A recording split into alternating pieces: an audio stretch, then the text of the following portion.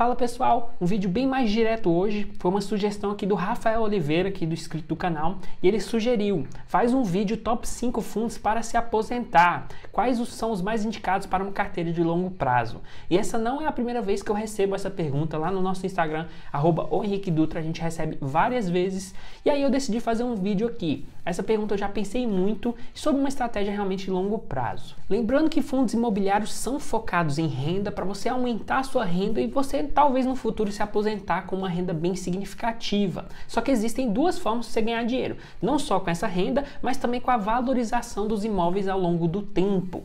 Como o nosso mercado de fundos imobiliários não tem tanto tempo assim comparado com os REITs, né, que são os fundos imobiliários americanos, a gente ainda não conseguiu ver essa valorização expressiva em vários dos fundos imobiliários. Talvez só a HGLG se aponta aí como um destaque em termos de valorização, mas essa valorização ao longo do tempo existe. Tem a questão da inflação, tem essa correção dos imóveis de inflação, então tem muita coisa que você precisa se preocupar, não só com essa renda, mas no longo prazo. Então eu decidi aqui fazer uma carteira com 5 fundos imobiliários, foi o que o Rafael pediu, e uma carteira que foi pensada como uma estratégia baseada no meu perfil, mas eu também vou flexibilizar baseado no seu perfil, espero que você goste. Então bora pro vídeo.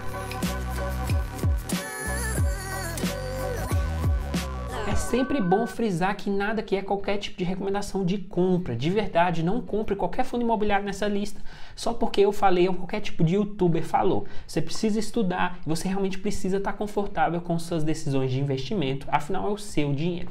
Então, algumas premissas aqui para essa minha lista que eu já vou falar bem rapidamente, sem muita enrolação.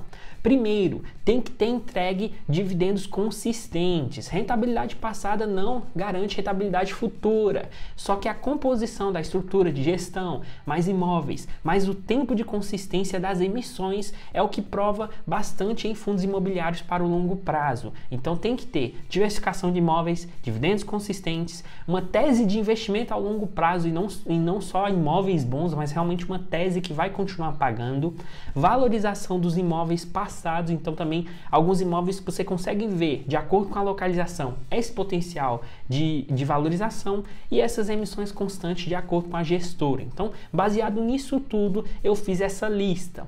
Tem uma coisa que é bem importante, eu não levei em consideração o preço atual da cota nesse momento. Então, tem um fundo imobiliário que eu vou falar aqui, que eu acho que está um pouco caro nesse momento, mas é para o longo prazo. Então, por isso, como eu falei, não vai comprando esses fundos imobiliários aqui, porque talvez você possa estar errando o momento, talvez possa estar caro, talvez não seja o momento para você comprar baseado no seu perfil. Então, tem várias variáveis, mas de qualquer jeito, eu vou passar aqui e, de novo, eu pensei como uma carteira como um todo e não só com os melhores fundos imobiliários. Então, tem alguns fundos imobiliários aqui que eu deixei de fora, que eu invisto, porque como eu aqui selecionei só 5, eu precisava diversificar como uma carteira como um todo, pensando como uma estratégia unificada, que é o que eu faço. Então, tudo que eu faço nos meus investimentos, no quadro aqui do canal 300 Consistentes, tudo eu baseio em uma estratégia unificada, ok? Então, mas sem mais enrolação, vamos para a lista. Primeiro fundo imobiliário, então, HGLG11. Não é o objetivo desse vídeo fazer todo um estudo e uma análise sobre esses fundos imobiliários, então eu vou só comentar um pouco de cada um.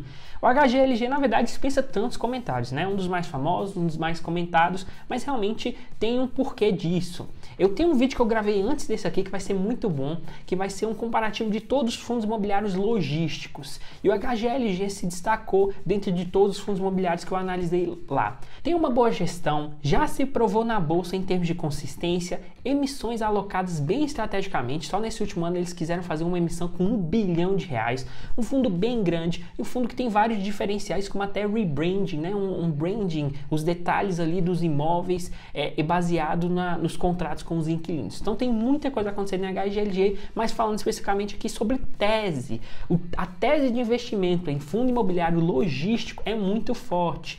Hoje é muito forte em São Paulo, né? Fundos imobiliários logísticos, para quem não sabe, são aqueles galpões bem grandes que armazenam algum tipo de estoque, como por exemplo, um estoque de Magazine Luiza, que precisa ter aquele estoque ali para quando você vai comprar, ele pega esse estoque e bota e joga lá em São Paulo. Então tem o fundo imobiliário logístico Last Mile, que é aquele bem na cidade mesmo, bem perto de você, e tem um pouco mais afastado, bem grande para guardar todo esse estoque. Quando você vai realmente estudar essa tese aqui, você vai ver o quão importantes são esses imóveis para essas grandes empresas. Então os inquilinos têm que estar ativos ali naquele imóvel e é muito importante a localização.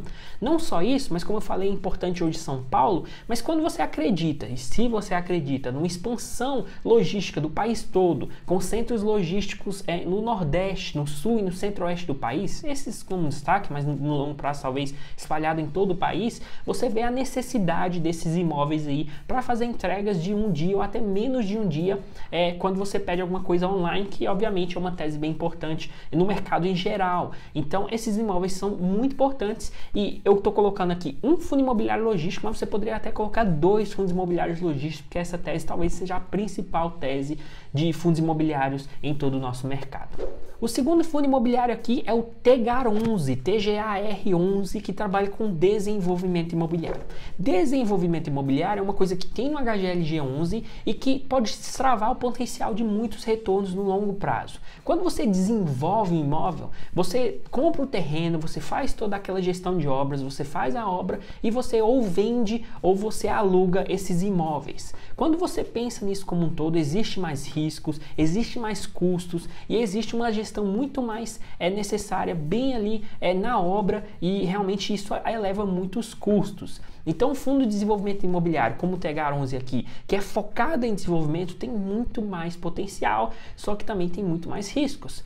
Então quando você analisa isso, no longo prazo, se a gestão for boa, isso pode realmente fazer muita diferença no seu portfólio, nos seus resultados. Por isso que, por exemplo, a HGLG11, que era um fundo imobiliário bem conservador, começou a tentar ali desenvolver seus próprios galpões logísticos. TGAR11, ele tem uma tese bem interessante fora do eixo Rio-São Paulo. Então ele trabalha muito, por exemplo, em Goiás. Eu moro aqui em Brasília, bem perto. Eu já fui a algumas obras bem próximas ali ao TGAR11 e vi o tanto que realmente essa gestão tá ali perto. Eu já fui uma ali perto de Aparecida, se eu não me engano. O que eles fazem é pegar mão de obra daquele local, que sabe exatamente como explorar aquele local, faz parcerias e desenvolve a obra e, de novo, como eu falei, vende ou aluga. Então essa tese é bem importante, só que é uma tese um pouco mais polêmica. Então se você não sabe, se você nunca viu, vai estudando, não vai adicionando de primeira, porque é uma tese, como eu falei, muito mais arriscada, mas eu gosto, eu acredito que para o longo prazo deve performar. Terceiro fundo imobiliário, ALZR11, esse sem qualquer tipo de desenvolvimento imobiliário até o momento, talvez o fundo mais híbrido na nossa bolsa. E quando você vai estudar os REITs, eu já falei do REITs aqui no início do vídeo, quando você vai estudar o mercado americano, você vê o tanto que é importante várias das questões que a ALZR vem fazendo. Primeiro, diversificação. Segundo, renda urbana. Terceiro, inquilinos fortes. E quarto, adaptação ao que o mercado vem atendendo. E isso eu vejo claramente a ALZR. Um fundo que foi pioneiro no mercado de fundos imobiliários em data center. Tem um vídeo, já tem um tempo esse vídeo, mas tem um vídeo aqui no canal falando sobre esse movimento, o que eu acredito que seja um movimento muito importante. É um dos principais segmentos de REITs lá nos Estados Unidos. Data center realmente entrega bastante e valoriza, e também tem a tese dos inquilinos que estão presentes ali. Então, por exemplo, a LZR tem um inquilino de data center da Sky e essa Sky, ela precisa muito desse imóvel para operar em toda a região. Um imóvel super necessário ali para a Sky operar. Então essa tese, junto com toda a diversificação, junto com galpões logísticos lá dentro, lajes corporativas, data center, provavelmente no futuro, sei lá, supermercados, laboratórios, essa tese é muito importante. Então no longo prazo, se a gestora continuar fazendo bons trabalhos e boas emissões, o fundo vai continuar crescendo, vai diversificar riscos e vai aumentar todo o seu portfólio em vários segmentos. Isso envolve uma gestão muito capaz, porque, por exemplo, laboratórios e data centers precisam ali de uma gestão um pouco mais específica, engenheiros, precisa de uma equipe mais técnica. Isso é uma coisa para você ficar de olho em termos de despesas do fundo. Só que é uma tese bem importante e eu gosto muito para o longo prazo. Quarto fundo imobiliário, IRDM11. E como várias vezes eu já falei nesse vídeo, gestão.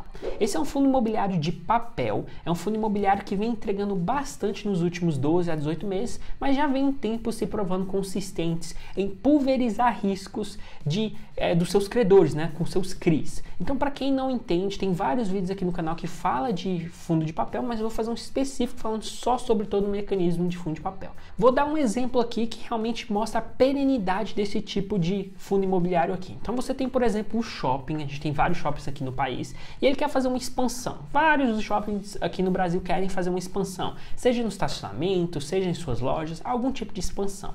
E eles não têm dinheiro em caixa para fazer. Então, ao invés de fazer um empréstimo no banco com taxas de juros abusivas, eles vão numa securitizadora. O que eles fazem é estruturar uma dívida que é baseada em cotas de recebíveis imobiliários. Então aí que nasce os CRIs, os certificados de recebíveis imobiliários. E o fundo imobiliário vai lá e compra essas cotas e tem direito a recebíveis ao longo do tempo. Esse recebível imobiliário tem uma garantia imobiliária, por exemplo, o próprio shopping. Então você tem que analisar a garantia, o que o shopping vai fazer, tem várias coisas que você pode analisar. E não tem só shopping, tem várias teses de fundo de papel, que de novo não é tese, não é objetivo desse vídeo. Mas essa tese que eu acabei de falar é muito importante você analisar. Então a perenidade, ou seja, a questão de expansão dessa tese, a expansão de vários tipos de empresas, vários tipos de estruturas imobiliárias para o futuro do país é necessário. E da onde vem esse crédito? Não vão ser só dos bancos, mas também dos fundos imobiliários. Então os fundos imobiliários financiam toda essa estrutura e vão recebendo de acordo com as empresas pagando. É mais ou menos assim como funciona o ganha-ganha de todos os lados. Tem uma taxa de juros maior, ele não é um fundo de tijolo, ele não investe diretamente ali numa laje corporativa, mas ele investe nesses recebíveis, e esses recebíveis têm garantia. Então, para você que não entende muito, acabei de dar aqui uma explicação básica, mas de novo fazer um vídeo muito mais complexo sobre isso. Só que, como eu falei, a perenidade disso aqui é o que comprova a tese no longo prazo. Você vai investir só em fundo de papel? Com certeza não. Mas você ter um de 5, ou seja, mais ou menos 20% da sua alocação de fundos imobiliários em fundos de papel, para mim faz muito sentido. Hoje a minha carteira pessoal tem 23% alocada em fundos de papel. Eu acredito muito nessa classe aqui para o longo prazo. E por fim, eu vou dar uma roubada aqui. O último fundo imobiliário é baseado muito na sua estratégia e no que você acredita. Então eu vou dar alguns exemplos aqui. Se você confia bastante na tese de fundos imobiliários logísticos, não tem qualquer problema aqui colocar, por exemplo, BTLG11, outro ótimo fundo imobiliário. Se você acredita muito em renda urbana, educação, laboratórios, supermercados, como eu acredito numa expansão no longo prazo, você pode adicionar, por exemplo, HGRU.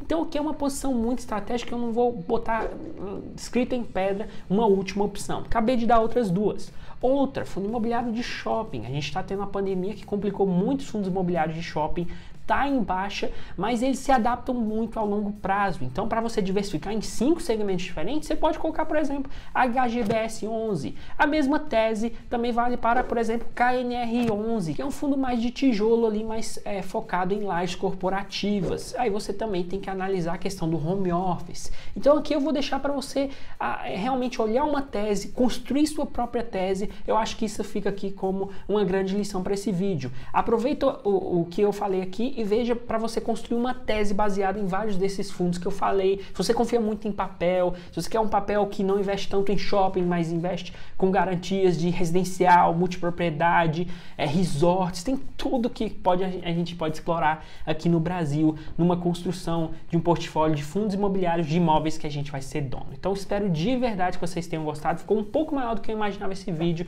mas eu passei muita informação aqui. Se você gostou desse vídeo, dê uma moral, curta esse vídeo, se inscreva no canal que vai ajudar bastante. Um grande abraço e até a próxima.